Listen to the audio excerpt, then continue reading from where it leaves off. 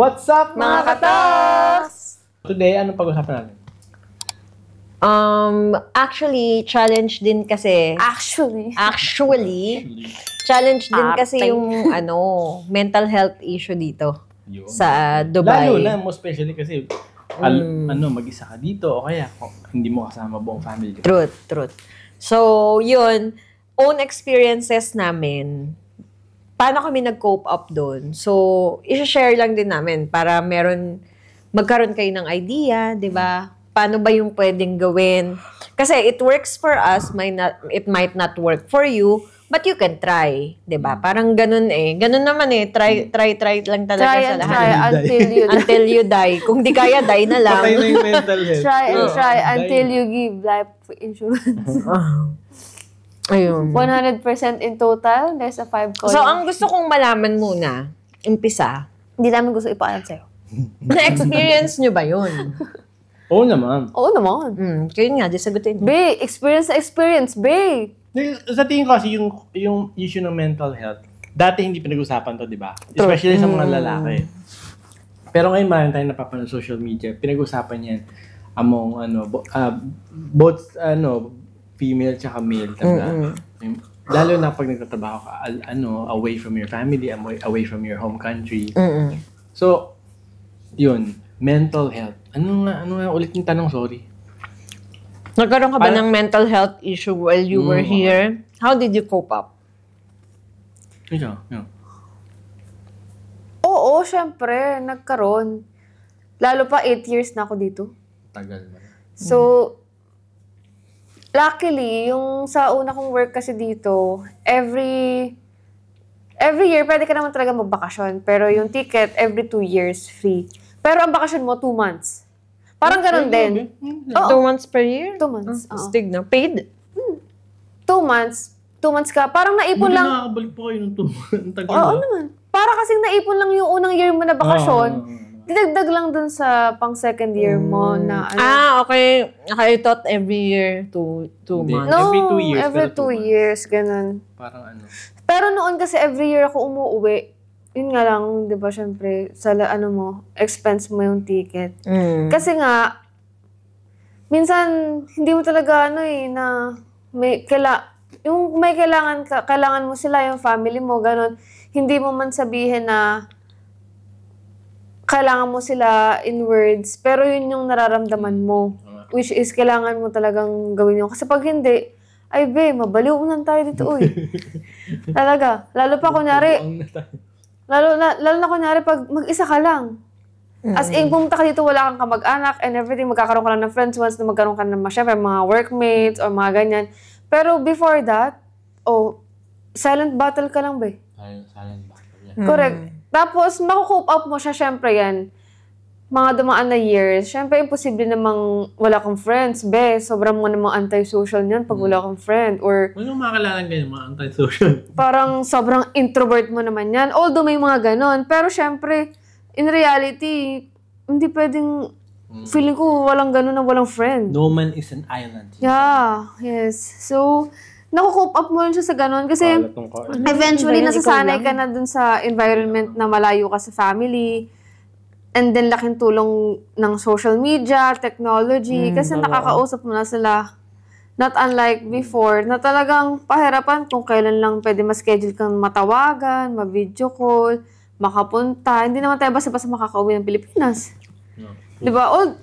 Although, kaya mo, pero syempre, isipin mo yung pera, diba? Pag umuwi ka, hindi naman basta pamasahe lang kailangan mo. Kailangan mo ng budget pag nasa Pinas ka na. Ka rin pag uwi mo, diba? Yes. Tsaka meron akong autophobia. So, autophobia. Oo, may autophobia ako. Yung, yun, trauma pala yun nung bata ka, na parang nakikita mo yung magulang mo or nanay mo umaalis siya, na sakay ng bus, tapos nakikita mo yung bus paalis na, tapos naiiwan ka dun sa terminal. Parang scene lang sa pelikula o sa commercial. Naiiwan ka dun sa baba. So parang naaano siya dun sa utak mo na bakit umaalis ang nanay ko, bakit hindi ako kasama, yung mga ganun. Kaya nadala ko siya na kapag kunyari may mga aalis, maghahatidan, magkakasama kayo, hindi pwedeng ako yung mahuhuling na ihatid na yung mga iba, ako yung maiiwan na mahuling, mag-isa. Gusto pag ganun, gusto ko ihatid nyo na ako, tapos maiwan na lang kayo. Ganon. Bawa, yung may lakad kayo, simpleng naiwan, ikaw talaga yung uling naiwan. Talagang nafe-feel ko talaga siya. Hindi ko siya na itatago. So, yung mga friends ko, yun nga, Marias, alam nila yun ng gano'n. Nagkaroon din kami ng parang samaan din dati before. Kasi parang, kahit sa friends to, talagang damay lahat. Parang, pag kunyari may pinag-uusapan, tapos kunyari, friends tayong sa isang circle tayo, tapos hindi ko nalaman. Na-left out ka. Yes, yun, ganun. Oo, yung ganun. Di ba lagi siyang ganun? Hindi talaga. Hindi talaga? lang pala yung physical na iiwan. Yes. Pati kahit sa mga conversation. Oo, ganun. O literal na pag iniwan ka sa Parang ere. left out. Parang basta Pag parang na-left out siya. hindi ko siya parang kaya ganun. Okay. Iba-ibang scenario naman yun. Ano nga yun? Mental health, how do you cope up? Paano ka Did you feel naka-cope? any mental health here while you're staying in Dubai? Ganun. Dahil Mental sa... health English issues, ba? ganyan. Dahil sa hindi, di ba Yun, ako... yung nasira yung mental health niya kasi English ang nosebleed English. niya sa English. Hindi kasi, di ba, medyo may something ako eh. Iba ako mag-cope ng mental health issue May ko. something Something. Halimbawa, ngayon, na-stress ako ng sobra, hindi ako lalabas ng bahay. Di ba? Pansin niyo, hindi ako lalabas ng bahay. I-feel ko muna siya. Then para pag nananawa na akong i-feel siya, ayan na, lalabas na ako. Ganun yung atake ko. Paano nananawa ka? Parang hindi mo na kaya yung feeling. Parang feeling ko, kahit paulit-ulit alam kong ganun yung mangyayari sa akin, yun pa rin yung gusto ko. Bawa ngayon, meron akong pinagdadaanan. Gusto ko muna siya pagdaanan mag-isa. Hindi para kayanin mag-isa or paano ba? Hindi para i-solve mag-isa. Gusto ko lang mag-isa. Ganon. Meron nga akong gusto ko muna mag-isa for a few days. So, dapat walang kukulit sa'yo, walang kakausap Oo, di ba hindi ako nalabas? Di ba nabubuisit ka pa sa akin? Kasi parang ikaw lagi ka na lang na andyan, ganyan. Tamad. Kala na yung tamad ka lang. Pero hindi ganun. Pero kasi merong mga times, di ba, ako naman yung yaya ng yaya sa inyo. Yun. Nagugulat nga pag nagyaya. Medyo okay na ako noon. Yan na, yaya na ako ng yaya sa kanila. So, meron talaga tayong different way kung paano mag-cope up. Medyo parang kanya-kanyang technique. Gusto mo talaga ng alone time. Ako, sa akin yun. Alone time. Alone time, very, very important. Nasabi ko na yun sa previous videos natin na very important sa akin yun na meron akong alone time. Kahit sa asawa ko. So, hiwalay yun. I mean, yung time with your family or with your husband. As in, me time, no? Talagang me time. Gusto ko ako lang. Nanonood ako ng ng TV, nakahiga ako mag-isa. Merong mga times yung talagang mabigat yung pinagdadaanan ko, iiyak ako mag-isa. Wow. Ganon. Gusto ko yun. Talaga. So, yun. I-video mo na rin para yung iba, no? Ganon. Ako naman, ako kinakausap ko yung sarili ko. Narinig niyo ba yung kasabihan, yung mga tao daw na alam nilang kausapin yung sarili na mas matatalino daw. I heard it diba? From you. So, Sinabi mo hindi dahil pero matatalino, sabi mo lang sa akin non-healthy siya. Healthy siya. Kasi, for example, so, gusto ko lang i-share na pwede nyong, kung mag-isa lang kayo, katulad ko pumunta ako din, nag-workout dito, mag-isa lang. Gusto ko sabihin sa inyo na pwede kayo makakope.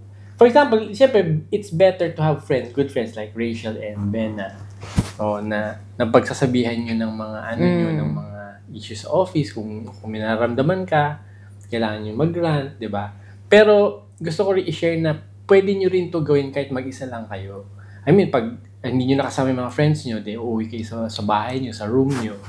Pwede pa rin kayo mag-cope kahit alone kayo. Totoo, masarap. Actually, masarap, di ba? It's one of the best practice na pwede nyo matutunan. Like, yung iba, actually, natuto ako mag-meditate dito nung nasa Dubai ako. Siyempre, kakausapin mo na sarili mo, tapos may mga breathing techniques, di ba? So, it's something na ikaw lang talaga yung kausap mo, kasama mo. Kausapin mo yung sarili mo, like, parang ikaw yung friend mo na sinasabihan mo ng mga problema mo, parang ganun. Kasi ang logic niyan, pagka stress na tayo sa work, congested na yung brain natin. Yung mind natin, daming laman tayo naglalaro dyan. Napaparanoid ka. Tapos hindi mo na alam. Hindi mo na alam kung saan direction ka. Ganun tama yung sasabi ni Rachel. So, pagka kinakausap mo yung sarili mo, as in kahit sino, so, even yung sarili mo, kinakausap, ang ginagawa mo dyan, dinidecongest mo yung brain mo. So, isa-isa yan. Pagka sinabi mo, ito, ganito, ganyan. Sinabi sa akin ng boss ko, ganito daw ako, pero hindi naman ako naniniwala kasi alam ko naman na ganito ako, ganito yung kakayanan ko. Isa-isa yan, maaayos yan sa isip mo. Parang literally, in the simplest way, ang sinasabi mo is masasolve mo siya one by one para hindi siya sala-salabat sa utak mo. Actually, yung pagsabi mo nung mga bagay na nasa isip mo, pagka binoise out mo yun, kahit sa sarili mo lang, kahit sa isip mo nga lang, I mean, talking to yourself isn't about yung literal na speaking to yourself. Pwede rin yun. Pero kahit yung nag-iisip ka lang, o sinakausap mo yung sarili mo, it counts din. Same din yun. Same din yung effect. So, pag nasabi mo na yung mga iniisip mo, isa-isa na siyang, parang nag-aayos ka ng book sa bookshelves. Ganun. Tapos, pag maayos na siya, yun na yun. It's the same process na pwede mong ulitin. Every night, pag uuwi ka, every day, ganyan. Bago pumasok sa office, ganyan.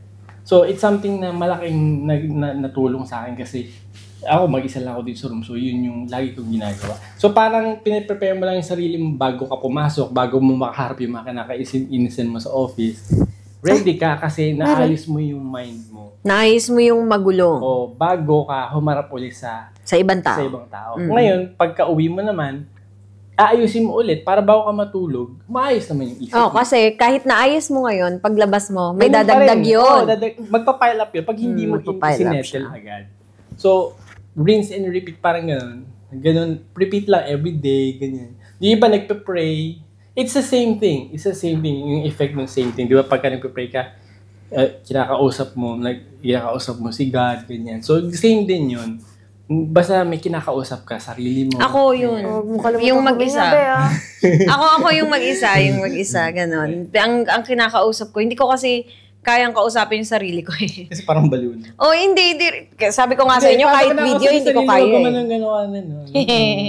Hindi, parang nagdadasal ako para may kausap ako. Okay. So sa utak ko, may kausap ako. Dun sa... So, prayer siya, ganun. Iba sa akin. Pero yung prayer na yon, hindi siya pray na sana isolve nyo to. Yung prayer ko, nakikipag-usap lang ako, ba't nangyayari to? Paano ba to? May dadating kayang, alam ko namang masosolve to, pero bakit ang bigat? May mga ganun eh. Parang nakikipagkwentuhan ka sa sarili mo, di ba? Kung ano yung belief mo. Ako hindi, iba. Kasi ako mahilig ako magsulat. So, maganda yun. Journaling, di ba? Journaling. Meron akong journal na doon ko sinusulat lahat. Everyday, kung ano yung mga nafe-feel ko, kung ano yung mga nangyari, yung mga ganun. Hanggang ngayon? Oo. Binigyan ako ni... Natatandaan ko, high school pa ako noon eh. Binigyan ako ni... Parang diary. High school pa ako. Parang similar diary, di ba? Oo, meron sa typo, binigyan ako ni Jonathan ng, yun yung natanggap ko na exchange gift. Kasi syempre, ano mo rin yun, wishlist mo. Oo, di ba pinipilit mo pa ako? Pinipilit niya akong bigyan siya. Yun, andun yun. Kunyari, every days, every month. Meron dun, after a month, meron dun mga question na, ano yung 3 things na na-realize mo, o yung mga ganon, chu-chu-chu, ano yung learnings mo. Parang pinakataming sa akin. Oo, yung color pink, yun, ganon. Dun ko siya sinusulat. Kala ko ayaw mo ng pink. Wala kang ibang kulay. No choice. So, in short, in the same way, ganun din yung journaling. Parang... Basta na ilalabas mo. Basta na ilalabas mo, yun ang point. May communication, pa-out. Kasi yung ibang tao, Rachel, hindi nila alam na, ay, ganun ba yun? Tawagin mo rin sa pangalan niya. Tawagin mo. Oo, I live.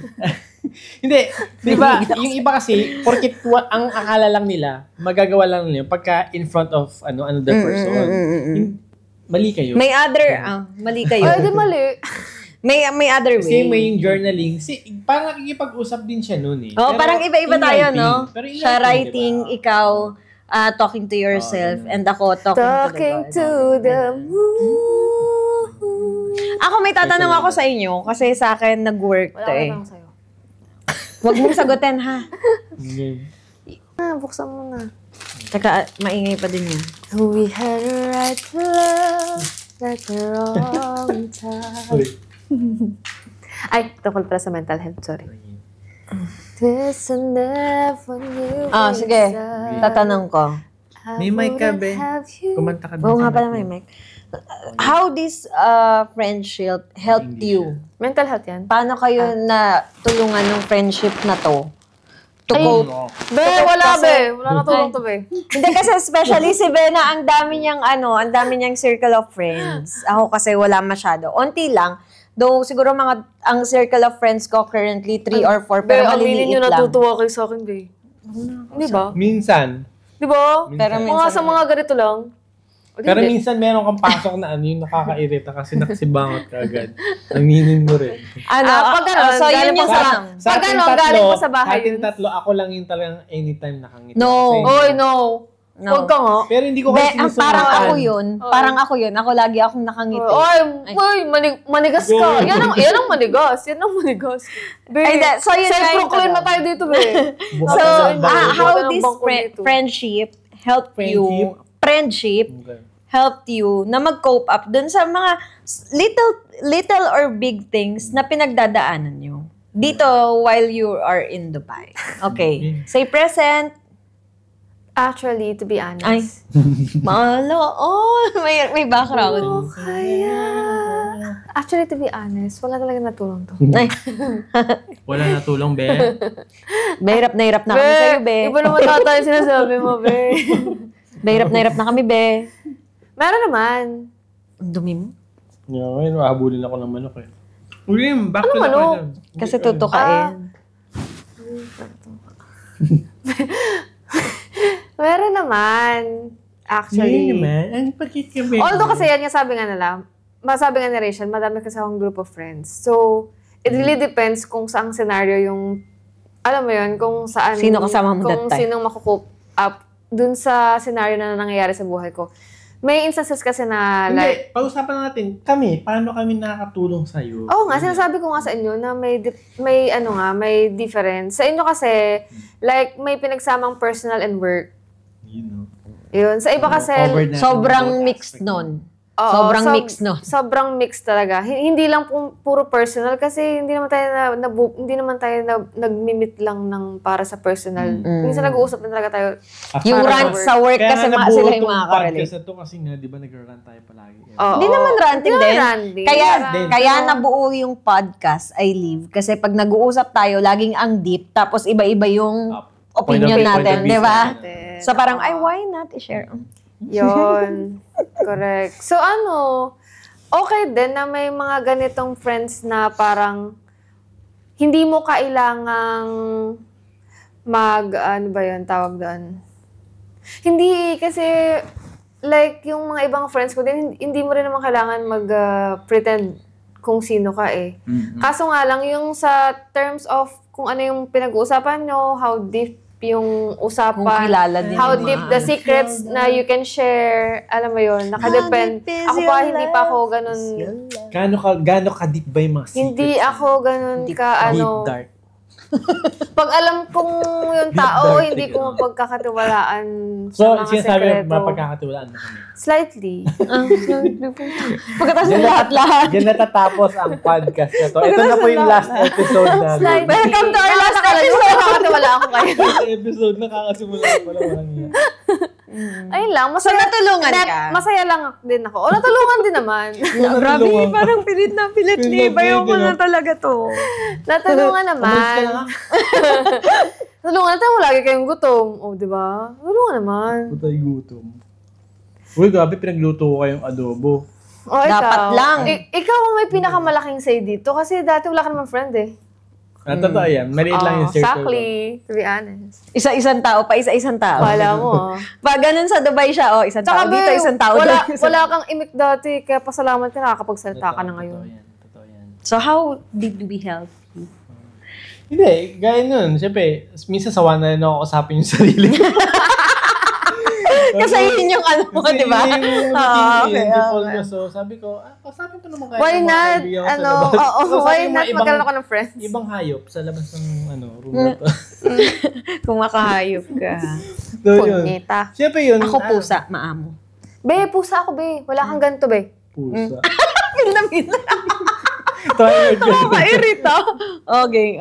Sayang eh. Alam mo, naiinis ako, susubo ka na lang, nakalabas na yung dila mo, makakat pa. Okay. So yun, siyempre, iba pa rin yung may kausap kayo. Ibig sabihin yung, siyempre, tapos ang tulong kasi itong dalawa sa akin, di ba kausap ko yung sarili ko, yung point of view ko lang yung alam ko. So akala ko, minsan sasabihin ko kay Rachel, ganun ba dapat? Ako lang ba yung nakaka-feel na ganun? Especially me, napaka-vocal. O ganun. Tapos sasabihin, yung mga hindi ko masabi, na kasi parang nagigilty ako. Denial ka pa. Hindi denial ako. For example, meron akong merong someone na talagang sumira ng araw ko. Hindi ko masabi yung worst na description na ang kapal ng mukha niya, nakakabuisit yan, sana. Ay, nag-evolve ka na, be. Nasasabi mo na yan, be. Hindi, kasi ako tayo lang nag-usap. Pero, pag sinabi ko yung kay Rachel, sasabihin niya, wag ka na maya, sabihin mo, ang kapal ng mukha niya. Na ganito siya, mas maugali niya. So, alam niyo na. So, yung hindi ko ma-voice out, mabait. Sila, ganun, na-voice out nila kahit si Bena. So, kahit si Bena. I mean, pwede naman, ang sinasabi lang sa akin, pwede naman namin gawin yun. Kasi, pwede ka naman mag-rant without filter. Tsaka kasi tayo lang naman. Mm-hmm. So, yun yung isa sa mga na-realize ko nung naging friends ko. Kasi sila, wala talagang filter pagka yung nag-uusap. Ako naman, alam ko naman na ang tingin nila sa akin is ako ang may pinakamasamang ugali dito. Of course, definitely, exactly, correct. 100%. Pero, ang dami yung sinabi. My God, di namin na nga. Kahit yung sa mga pinakwento namin sa mga kamag-anak namin sa asawa ko, sa mga anak ko. Ikaw pa rin ang number one. Pero, alam nyo din na ako ay soft-hearted. Ay, be. Hindi nyo pala alam. Hindi pala nila alam. Hindi, ako mabilis kasi ako ma-stress. Wala akong depression. Teka, pa-agreehin mo muna kami kung totoo yun. Na ano? Na soft-hearted. Hindi na nga, joke nga. Joke nga. Oo. Sige, joke na, maniwala ka. So, ako kasi mabilis ako ma-stress, pero wala akong depression. Mabilis lang akong ma-stress. Okay. So, ang maganda kasi, since ako yung nakaisip ng tanong na to, so ako yung may pinakamagandang sagot dapat. Kasi pag magkakasama kaming tatlo, sobrang tawanan. Kasi nga, dahil unfiltered talaga kami, talagang minsan mapapatawa ka dun sa mga description namin, dun sa mga kinaiinisan namin. And kagandahan pa talaga kasi dito, parang what happens here stays here eh. Di ba? Hindi, ako sinasabi. Ayun nga, very light lang talaga siya. Medyo harsh lang siya pagdating sa rants. Pero afterwards, mafe-feel mo talaga yung relief. Kasi even sa office eh. Yung sa office na parang na bad trip lang ako into something. As in, one message away sila, talagang magre-reactan sila kasi may group kami. Naiinis na naman ako dito kay kay ganyan. Then magre-react sila na parang, talaga, hayaan mo na, ano namang magagawa, di ba? Mga ganon eh. Minsan kailangan mo lang maibulalas somewhere, no? So sa atin sa group. Minsan nga, you don't need an answer eh. Actually. Kailangan mo lang na ilabas talaga. So, very, lang din kami, pwede ko bang sabihin blessed or basta, na aside sa asawa namin, halimbawa, toxic na sila sa amin kasi lahat naman ng tao, minsan toxic talaga eh. Maririndi rin sila sa atin. Maririndi rin sila sa atin, diba? So, meron pa akong isang place wherein may kukwento ko yung bad trip ko kasi kilala nila lahat ng kasama ko sa office, makaka-relate sila. Or probably same din yung kinakain sila. Actually, hindi nga lang din kasi sa office eh. Kahit sa bahay, yung personal, ikaw pag naiinis ka, ako pag naiinis ako sa asawa ko, naiinis ako sa lahat ng bagay, ganun din sila. Talagang relate sila kasi involved na rin sila sa personal life ng di ba? Shout out kay Kevin. Involved na rin sila sa mga personal life ng bawat isa. Basta ang whole point is hindi mo kinikim-kim, no? May someone ka. Para hindi siya mag-pile up sa isip mo. Oo. So, ayun. So, sa amin din, for your information, bigayan din kami. So, halimbawa, di ba merong phobia something to si Bena? Pagka hindi ako makasabay, kahit pwede nang umuwi si I leave, kay Bena ko na lang siya papasabayin. Kasi mas kailangan ni Bena yun. So ako na lang mag-isa uuwi since kaya ko naman. So, wala naman siyang phobia. Oo. Sige, una ka na. Wala. Ganun. Bigayan ko ano yung weakness ng isa, kung ano yung strength ng isa. Basta masaya naman ako. Masaya naman ako, minsan buwisit lang. At saka sa kanila mo maririnig yung mga real talks. Na yun nga, di ba gaya ng... Di ba yung gaya ng sinabi mo, minsan in denial ka pa into something. Maririnig mo talaga kasi talagang walang filter yung mga bibig namin. Kasi kaya hindi mo minsan malabas kasi hindi ka sanay na ganun magsalita towards another person. Exactly. Pero dahil may mga Kaya Rachel nga ako natutong mas galit pa. Magagaspang. So hindi, yung ganang naiinis ka tapos mas galit pa yung friends mo. Mas galit pa sila. Sa kanya lang, yung ugali ko mas lumala. Ako nga din. Grabe. So, hindi. Parang na-liberate tayo ng ugali ni Rachel. Sobra. Parang wala naman kayong pakinabang sa akin. Kasi iba yung childhood niya, di ba? Oo, sobrang, kung sa atin lang, sa circle lang natin ako prank. Pero sa ibang tao, hindi. Hindi raw siya prank. Sa atin nga lang. Hindi siya daw, hindi raw siya. Ikaw? prank ka ba ako? Oo naman. Gagalit siya, hindi siya nagsasalita.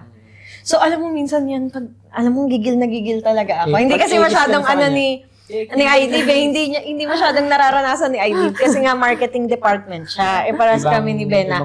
Tapos magkatabi pa kami ng mahabang panahon doon sa office. Alam mo ba, sasabihan ko talaga yan, syempre Tagalog, iba English yun. Sabihin ko, Bena, umayos ka. Sabi ko, kausapin mo na yan. Kasi, di ba, ngayon minsan yan yung problema kay Bena, nakakalimot siya sa sobrang buwisit niya. So yun, di ba, dahil friend ka niya. Oo, ako yung nakakapagsabi sa kanya. Kasi medyo mahirap bumuelo kay Bena kasi iba rin yung pitik ng utak nito. iba rin pumitik yung utak nito. Oo, isa kasi iba yung vocabulary niya. Kaya nga, kasi nga. Hoy, excuse me, nasa village ako. Sa Danghari, village. Runner. Village, saka with yun. Tapos nag-ngolekta ng mga taya-taya, ganun. Saan yan? Hindi mo mga taya sa sugal, hindi ka ba hindi. Sumusugal ako, pero Mga Caracruz. Ay, hindi ako nagagit. Sabi mo dati. Caracruz? Oh my gosh, hindi. Di ba sa school nyo, yung basta nangongolekta ka ng mga taya-taya, hindi naman. Ano ba ginawa mo sa akin? Tagaan ng ending? Hindi, yung basta yung Tagaan ba ako ng ending? Nag-ending ka ba? Ano yung pinagkakitaan mo doon? Wala. Bakla, napakalinis kong tao. Baka naman iba yung kakilala. Lahat na sa akin mo Ibang addict pa rin. Baka literal na addict naman yun. So, baka meron lang kayong pwedeng ma-share na related na dahil sa nag-Dubai kayo. Diba? Yung mental health issue na naranas nyo dito sa Dubai na hindi nyo dinanas sa Pilipinas. Ako kasi sa Pinas, medyo wala akong masyadong issue sa mental health. Sana all malinis ang Oo, kasi like, masyadong productive yung buhay ko nung sa Pinas ako. Naglalaro ako. Basta lahat talaga. Wala akong patay na times. Preoccupied ka ng mga bagay. Yes, wala talaga. Be-stress. Yes, lahat. Wala talaga. Yung bagay ng tip din yun So, yung mga wala akong maisip na parang may pinagdaan akong, unless parang mga broken hearted, mga ganun lang. Active ka sa mga bagay na gusto mo gawin. Oo, active talaga. Merong mga times na tatamarin kang kumilos, di ba? May ganun ka?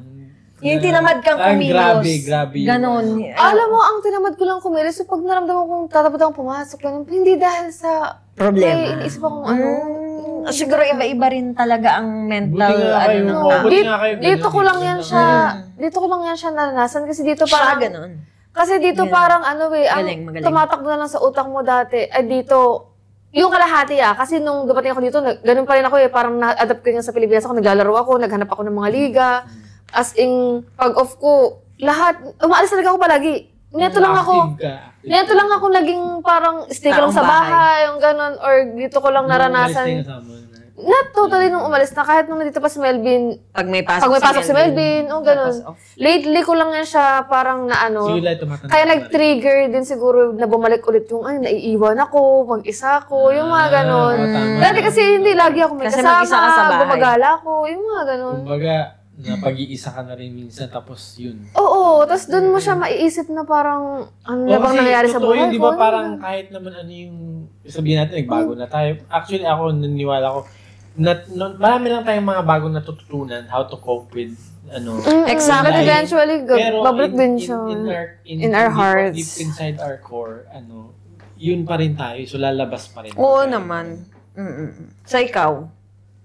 Ako masasabi ko on a daily basis. Ako ganun on a daily basis yung challenge ko palagi. Like, for example, pupunta ako ng work, yung mangyayari sa Kasi bahay ka usually siya. Hindi, alam mo siya, lagi siyang ganun. Yung iniisip na yung parang hindi pa nangyayari, pero parang naisip na kung ano di ba minsan nakakainis yan sa work? Parang mega. Pero kasi, napansin nyo, Rizzy dati hindi naman ganun, di ba? Nung medyo maliit. Oo. Kasi dati, as in, parang sobrang masaya lang. Enjoy mo lang yung work, enjoy lang ganun. yung work. Pero ngayon kasi with may mga pressure iba-iba ng and mga everything. tao. At saka tumaas yung workload. Tumataas yung workload. So, yung stress levels medyo tumataas din. Nalaki po kasi yung company namin. So, katulad nun, tama yung Tsaka parang kay po Bella. pala.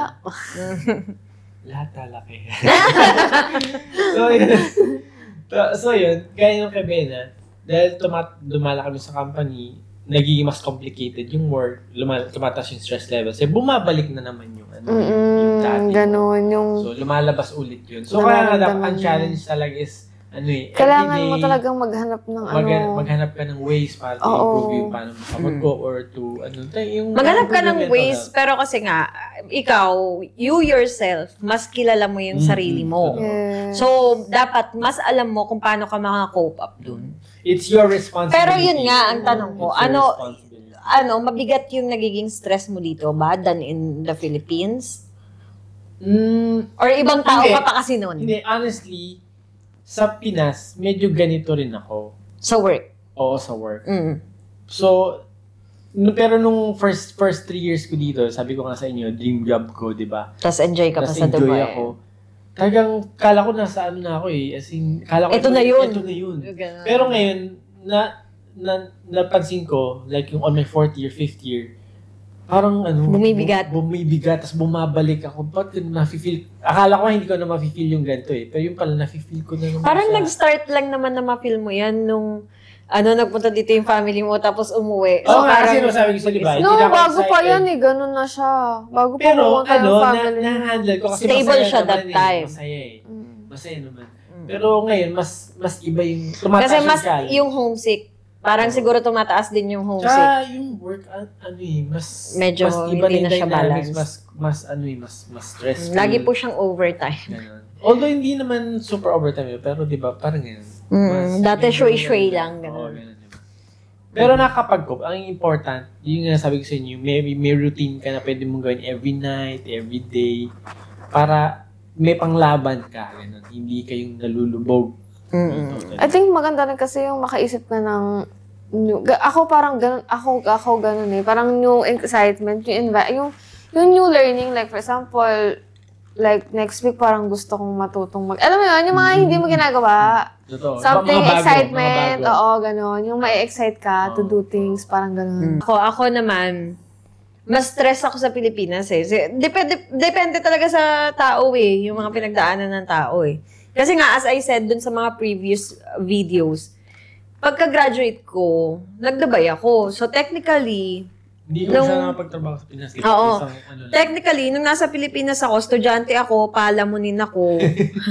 So, pagdating ko dito lang ako lumaya. Dito lang ako naka-earn ng sarili kong pera. Shoutout po sa pamilya na Rachel.